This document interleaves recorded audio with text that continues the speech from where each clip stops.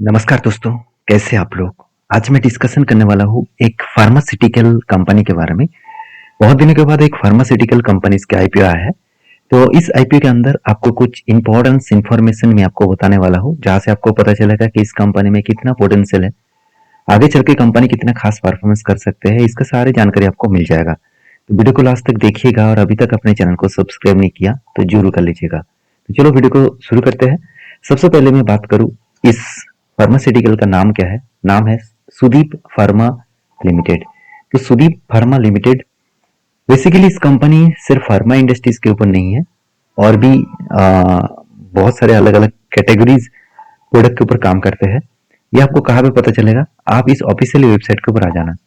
देखिए कंपनी जब मतलब स्टार्ट हुआ, इसका मतलब एस्टेब्लिशमेंट है, किस तरीके से एस्टेब्लिशमेंट किया। सबसे पहले स्टार्ट किया सुदीप फार्मास्यूटिकल लिमिटेड 1989 में। तो company started manufacturing of the, आप देख सकते हैं जो है मिनरल जो प्रोडक्ट है। तो उस मिनरल प्रोडक्ट को कंपनी दो फैक्ट्रीज में प्रोडक्शन करते थे। उसके बाद 2020 में company Sudeep pharma with US में कंपनी होलसेल बिजनेस स्टार्ट किया। फोर अलग मतलब स्ट्रेटेजिक लोकेशन में काम करना स्टार्ट किया। 2021 में मैन्युफैक्चरिंग किया company, manufacture of value added जो मतलब फंक्शनल फूड्स है, न्यूट्रिशनल है, मतलब जो न्यूट्रिशन जो प्रोडक्ट्स होते हैं उस प्रोडक्ट को कंपनी बेचना स्टार्ट किया। 2023 में फार्मा यूरोप मतलब कंपनी, देखिए सिर्फ एक जगह पे मतलब स्टेबल नहीं है, और अलग अलग कैटेगरीज के ऊपर बिजनेस को स्टार्ट किया। उसके बाद सुदीप 2024 में कुछ अलग काम किया, केमिकल्स प्रोडक्ट्स पे भी कंपनी सेगमेंट के ऊपर काम करना स्टार्ट किया। 2025 में एनएसएस तो न्यूट्रिशन सप्लाई सर्विसेज के ऊपर कंपनी काम करना शुरू किया। इस तरीके से बिजनेस को धीरे धीरे करके सप्लाई चेन को बढ़ाया। तो कंपनी के सिर्फ फूड बिजनेस के ऊपर काम नहीं है, कंपनी का जो प्रोडक्ट है आप देख सकते हैं फार्मास्यूटिकल्स प्रोडक्ट्स है, डीआरई हेल्थ है, साथ ही साथ आप देखेंगे तो मतलब इन्फेंट न्यूट्रिशन है, डेयरी प्रोडक्ट्स है। साथ ही साथ आप देखेंगे आप यहाँ पे देखेंगे तो जो बेकरी प्रोडक्ट्स है वो भी कंपनी बनाते हैं। तो उसके साथ साथ बेवरेजेस प्रोडक्ट्स के वो प्रोडक्ट बना मतलब इंग्रेडिएंट बनाते हैं। साथ ही साथ स्टेबल फूड के ऊपर भी इंग्रेडिएंट बनाते हैं। साथ ही साथ आप देख सकते हैं कॉन्फेक्शनरी के ऊपर भी कंपनी काम करते हैं। तो कंपनी सिर्फ एक बिजनेस के ऊपर नहीं है, अलग अलग कैटेगरीज के बिजनेस के ऊपर है, और जो कैटेगरी कंपनी को आगे बढ़ाने के लिए काफी है। कंपनी के रिसर्च एंड डेवलपमेंट के ऊपर ज्यादा काम कर रहे हैं, क्वालिटी चेक के ऊपर भी बहुत मतलब अच्छा काम कर रहे हैं। साथ ही साथ इंफ्रास्ट्रक्चर भी कंपनी का न्यू टेक्नोलॉजीज का है। तो कंपनी कौन सा सर्टिफाइड से है यहाँ पे आप देख सकते हैं। तो इस कंपनी आप देख सकते हैं इंडिया से लेकर यूरोप कंट्रीज में, साथ ही साथ अमेरिका, इस तीनों देशों में कंपनी अभी काम कर रहा है। तो कंपनी किस तरीके से खुद को आगे बढ़ाया, वो एक इन्फॉर्मेशन यहाँ पे आ चुके हैं। अभी चलो कंपनी के बाकी डिटेल्स देख लेते हैं।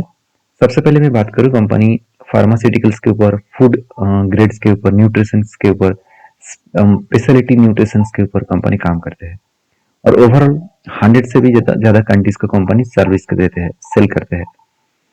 तो कंपनी का टोटल प्रोडक्ट है 200 से भी ज्यादा, और कंपनी के R&D सेंटर्स भी है, खुद के रिसर्च सेंटर्स भी है। कंपनी के जो पोर्टफोलियो है उसमें फार्मास्यूटिकल्स, फूड एंड न्यूट्रिशन की बिजनेस है। स्पेशलिटी जो इंग्रेडिएंट्स है उसके भी बिजनेस करते हैं। साथ ही साथ टेरिटोरीज के ऊपर भी कंपनी काम करते हैं।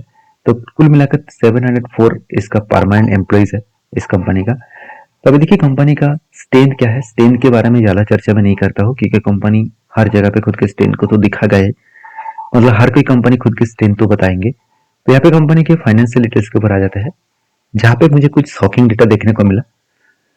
ओवरऑल बात करूं, कंपनी का जो एसेट है वो धीरे धीरे करके बढ़ता हुआ देखने को मिले। 400 से लेकर आज 900 तक पहुंच चुके हैं लास्ट 3 इयर्स में। इसका मतलब कंपनी के एसेट अच्छा खासा ग्रोथ हुआ। उसी हिसाब से क्या इनकम ग्रोथ हुआ? बिल्कुल नहीं। टोटल इनकम जो था 2023 में 438 करोड़, उसके बाद 2024 में 465 करोड़, उसके बाद 2025 में 511 करोड़। तो इसका मतलब कंपनी का जो इनकम है वो धीरे धीरे करके ग्रोथ हो रहा है। कितने परसेंट से ग्रोथ हो रहा है? 10% से। कंपनी का रेवेन्यूज 10% से ग्रोथ हो रहा है। अभी प्रॉफिट देखिए तो 62 2023 में था, 2024 में 133 बने, 2025 में 138 बने। इसका मतलब 4% से कंपनी का प्रॉफिट ग्रोथ हो रहा है। वो बहुत लास्ट 2 ईयर्स में कंपनी का प्रॉफिट ग्रोथ बहुत पीक हो चुके हैं।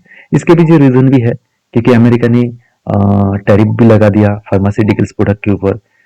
तो इस कारण की वजह से एक झटका तो लगा फार्मास्यूटिकल इंडस्ट्रीज में।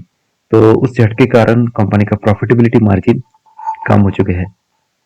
मान के चलिए बाहर से कोई भी प्रोडक्ट आप इंडिया में लेके आते हैं, अगर वही प्रोडक्ट 100 रुपया बाहर से जो लिया, मतलब आप लेके आ रहे हैं उसका रेट है 100 रुपया, और इंडिया में मान के चलिए उसका 50% टैरिफ है, तो उसका कीमत आपको देना पड़ेगा खरीदने के लिए 150 रुपया। तो 50 रुपया आपको एक्स्ट्रा देना पड़ रहा है। तो इस कारण की वजह से मैं अगर वही प्रोडक्ट मुझे इंडिया में या 110 में दूसरा कोई प्रोडक्ट मिल जाए तो मैं तो उसी को खरीदारी करूंगा ना। तो इस कारण की वजह से मार्केट में एक हलचल है और फार्मास्यूटिकल इंडस्ट्रीज में एक बहुत बड़ा प्रेशराइज है। सिर्फ इसी के ऊपर नहीं, जितने सारे बड़े बड़े प्लेयर है, चाहे वो सन फार्मा हो, डॉक्टर रेड्डी हो, सिप्ला हो, तो और भी बहुत सारे कंपनीज है जिसके ऊपर बहुत ज्यादा प्रेशराइज है, जो अमेरिकन मार्केट में प्रोडक्ट को बेचते हैं। तो इस कारण की वजह से प्रॉफिट मार्जिन घट चुके हैं। अभी देखिए धीरे धीरे करके सब कुछ ठीक हो जाएगा क्योंकि ये सारे टर्म्स हो रहेगा नहीं, क्योंकि पिछली बार जब टर्म जब मतलब देश के प्रधानमंत्री हुए थे, राष्ट्रपति हुए थे, उस टाइम में भी टैरिफ लगा था और 65 डेज के आसपास इस तरीके से टैरिफ के रूल्स चले थे, उसके बाद बंद कर दिया गया।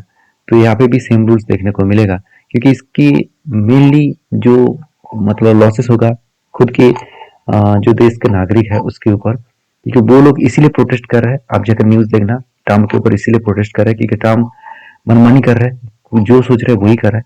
इसके कारण जो देश के नागरिक है उसके ऊपर बहुत ज्यादा इम्पैक्ट आ रहा है। तो देखिए इतने सारे बात मैं इसलिए बता रहा हूँ क्योंकि सॉरी, किसी कंपनी के ऊपर काम करने से पहले एक बार उस कंपनी की डेप्थ के ऊपर जानना चाहिए। तो कंपनी के देखिए जो रिजर्व है वो धीरे धीरे करके बढ़ता हुआ देखने को मिले, ऑलमोस्ट दुगना से भी ज्यादा हो चुके हैं।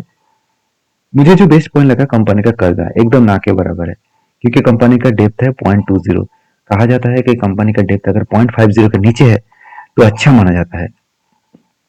कंपनी की RONW 27% है, पेट मार्जिन 27% है, बहुत तगड़ा पेट मार्जिन है। तो जो लोग सोच रहे हैं कि कंपनी का अर्निंग कम हो चुके हैं, प्रॉफिट कम हो चुके हैं, इससे कुछ देखने से कुछ फायदा होगा नहीं है। कंपनी का पेट मार्जिन मतलब प्रॉफिट आफ्टर टैक्सेस, तो प्रॉफिट आफ्टर टैक्सेस जो मार्जिन है, मतलब हाथ में जो मार्जिन आ रहा है वो बहुत तगड़ा आ रहा है।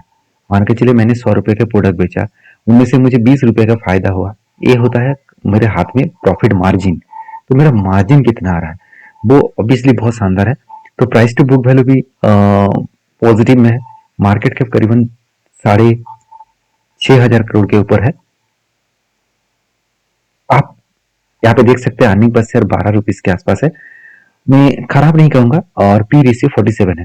देखिए मुझे कंपेयर तो करना है मगर कंपेयर कंपनी कोई दिया गया नहीं है, तो यहाँ पे मैं करूँ तो वैल्यूएशन थोड़ा सा हाई है, इंडस्ट्रीज वाइज नहीं खुद के हिसाब से भी हाई है क्योंकि 10 से लेकर 30 के अंदर पी रेशियो होना चाहिए, आज उस जगह पे कंपनी का 47 है, तो यहाँ पे वैल्यूएशन थोड़ा सा हाई लगा।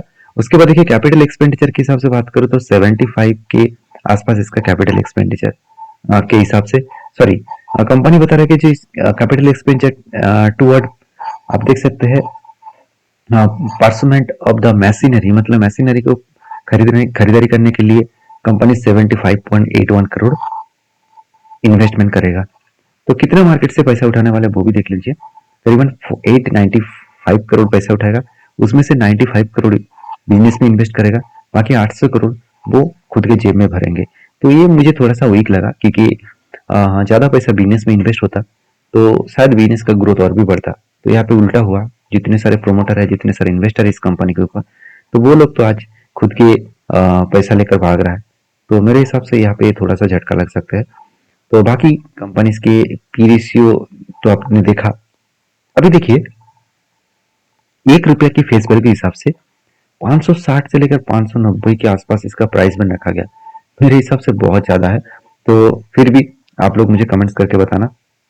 कंपनी का आईपीओ ओपनिंग डेट है 21 तारीख, क्लोजिंग डेट है 25 तारीख, और इसका लिस्टिंग डेट है 28 तारीख। तो ये सारे डेट्स मैंने आपके साथ मेंशन किया एक लॉट को खरीदारी करने के लिए करीबन 25 क्वांटिटी आपको खरीदारी करना होगा। 14,825 के आसपास टोटल आपको लागत देना होगा। तो ये था कुछ अपडेट्स। अगर मेरे पॉइंट ऑफ बेसिस में बात करूं तो कंपनी में उतना ज़्यादा भी खराबी नहीं है और उतना ज़्यादा पॉजिटिविटी भी नहीं है। कुछ वीकनेस है और साथ ही साथ अभी तक ग्रे मार्केट प्रीमियम और सब्सक्रिप्शन तो आया नहीं है। जब उसका डेटा आएगा तो मैं इसके ऊपर और एक वीडियो डिटेल्स में शेयर करूंगा। आप याद रखिएगा, मैं लास्ट डे इस आईपीओ का क्लोजिंग के लास्ट डे 25 तारीख में और एक वीडियो आपके साथ शेयर करूंगा, जिस दिन आपको पता चलेगा कि इस कंपनी के ऊपर एक्चुअली मेरा क्या ओपिनियन है। तो आपका क्या ओपिनियन है जरूर मुझे कमेंट्स करके बताना। इस तरीके से अपडेट पाने के लिए मुझे फॉलो करना। Thank you.